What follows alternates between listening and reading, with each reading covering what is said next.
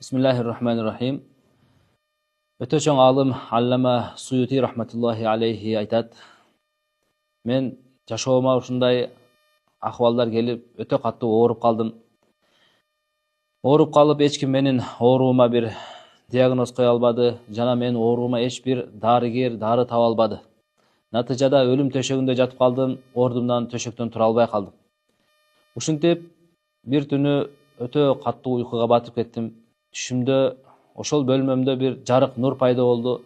Ошол жерден бир өтө нурдуу, аппапакай кийинген, жүзү нурдуу, айбаттуу, кебетеси келишкен бир киши көрүндү. Анын жанында өтө көп аппапакай чоң канаттуулар бар эле.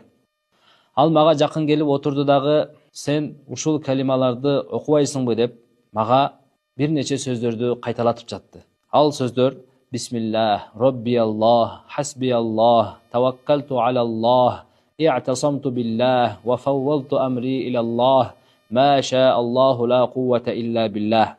Анан мага ушул сөздөрдү кайталатып жатты. Ар бир жолу окуган сайын жанагы кишинин жанындагы канаттуулар адамга айланып баштады. Окуган сайын бирден адамга айланат. Ошолордун бирөөсү кайрылып туруп айтты: О Аллахтын элчиси деп кайрылганда мен түшүндүм,